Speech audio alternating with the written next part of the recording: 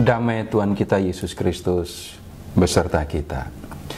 Saudara-saudara, Kitab Amsal menyampaikan dua nasihat panjang tentang perzinahan. Di bab 5 itu disampaikan nasihat supaya anak-anak muda tidak pergi ke tempat pelacuran. Di bab 6, anak-anak muda diingatkan supaya tidak mengganggu istri sesama. Kita akan lihat bab 5. Nasihat supaya anak-anak muda tidak pergi ke pelacur. Di zaman Perjanjian Lama, pelacuran itu rupanya hal yang bisa dikatakan ada di mana-mana. Ada banyak orang bertindak sebagai perempuan pelacur. Ketika Yosua masuk bersama dengan orang-orang Israel ke Kanaan, mereka dibantu oleh seorang pelacur yang bernama Rahab. Simson yang bertindak sebagai penyelamat Israel pergi kepada seorang perempuan sundal. Yefta yang menjadi penyelamat Israel juga adalah anak dari seorang perempuan sundal. Kemudian Nabi Hosea memperistri seorang perempuan sundal. Kemudian Amos menyampaikan ancaman hukuman untuk Imam Amazia yang mengatakan begini, istrimu akan bersundal di kota. Kalau sampai terjadi suatu kota itu dikalahkan oleh musuh, banyak laki-laki akan diangkut sebagai tawanan, sebagai budak, atau bahkan mati dibunuh. Akan ada banyak perempuan yang kehilangan suami dan mereka bertahan hidup dengan menjadi pelacur. Nah, dalam kitab Amsal bab 5 ini kita menemukan guru-guru hikmat menyampaikan nasihat kepada anak-anak muda supaya mereka menjauhi perempuan jalang. Mereka harus hati-hati jangan sampai masuk dalam bujukan atau rayuan perempuan jalang, karena pada akhirnya mereka yang harus tanggung risikonya. Sekarang kita lihat Amsal bab 5 dari ayat 3 sampai dengan 5. Karena bibir perempuan jalang meneteskan tetesan madu, dan langit-langit mulutnya lebih licin daripada minyak. Tetapi kemudian ia seperti racun pahit dan tajam seperti pedang bermata dua. Kakinya turun menuju maut, langkahnya menuju dunia orang mati. Dalam Amsal 5 ayat 3 itu disampaikan begini, bibir perempuan jalang meneteskan tetesan madu.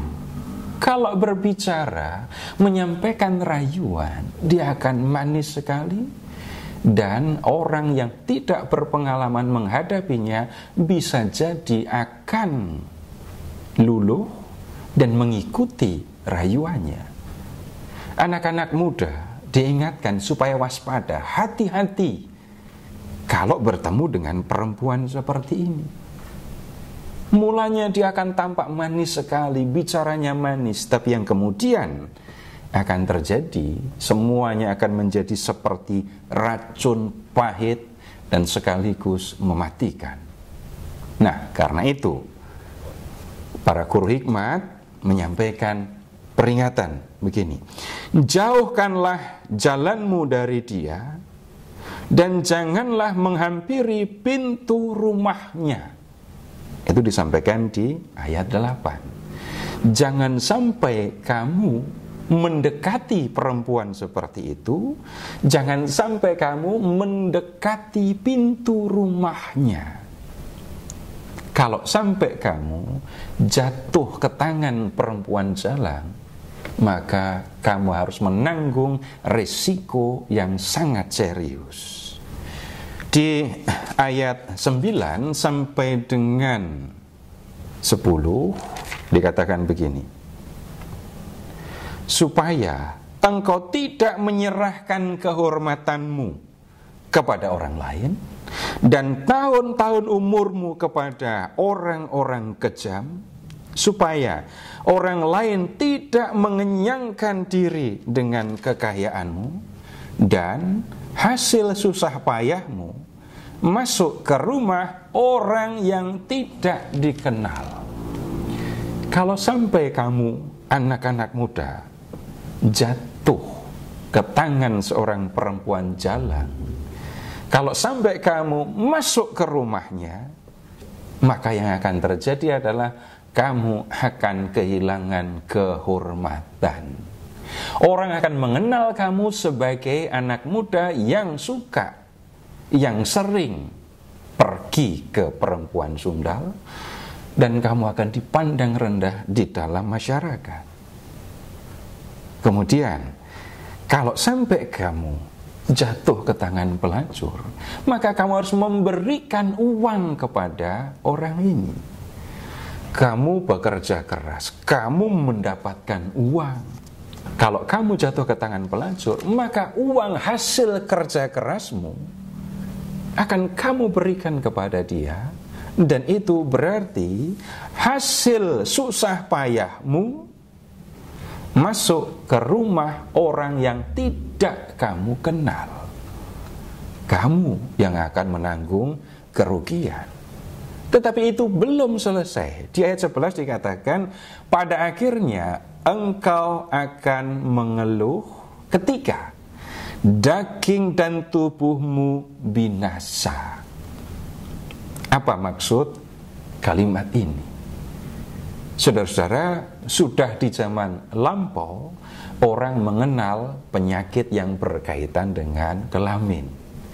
Kalau orang pergi ke pelacuran, berhubungan dengan pelacur, risiko besar yang harus dihadapi adalah menanggung penyakit. Dan penyakit ini akan merusakkan badannya. Dan ini soal yang sangat serius. Kalau sampai ini terjadi, maka masa mudanya akan hilang. Dan dia tidak bisa menikmati suasana di masa mudanya. Lalu, apa yang harusnya dilakukan oleh anak-anak muda? Mereka diminta untuk menjalani kehidupan yang biasa. Di bab 5 ayat 15 dikatakan begini, minumlah dari perigimu sendiri, air yang membual dari sumurmu. Kalau kita memperhatikan keseluruhan perikop, ini adalah kiasan. Kalau kamu mau mencari kesenangan, carilah kesenangan bukan dengan pelacur, tapi carilah kesenangan bersama dengan istrimu. Minumlah dari perigimu, minumlah dari sumurmu sendiri. Carilah kesenangan, bergembiralah bersama dengan istrimu. Sekarang kamu bekerja keras, mengumpulkan harta benda, dan itu kamu perlukan dalam hidup selanjutnya, yaitu hidup dalam perkawinan, dan disitulah tempat kamu harus menikmati kegembiraan bersama istrimu, bersama dengan keluargamu. Saudara-saudara, nasihat yang seperti ini mungkin tampak aneh untuk kita sekarang, tetapi nasihat ini tetap perlu mendapatkan perhatian. Peringatannya sederhana. Berhubungan dengan pelacur atau perempuan jalan itu bisa mendatangkan resiko. Resikonya terutama untuk diri sendiri. Dia yang harus menanggung resiko, dan resikonya tidak diketahui kapan akan berakhir. Kalau yang berhubungan dengan pelacur itu adalah orang yang sudah berkeluarga, maka bukan hanya dia yang harus tanggung resiko, tapi keluarganya, istrinya, anak-anaknya. Uang yang harusnya untuk keluarganya akan diberikan kepada orang lain. Uang yang harusnya untuk mengurus keluarganya malah digunakan untuk mengurus orang lain. Karena itu, secara umum kita bisa melihat anjuran atau nasihat supaya anak-anak muda itu bekerja keras, mempersiapkan masa depan, mempersiapkan keluarga di mana mereka dapat menikmati kegembiraan bersama dengan keluarganya. Semoga firman Allah yang kita dengarkan dapat menolong kita untuk hidup benar di hadapan Tuhan.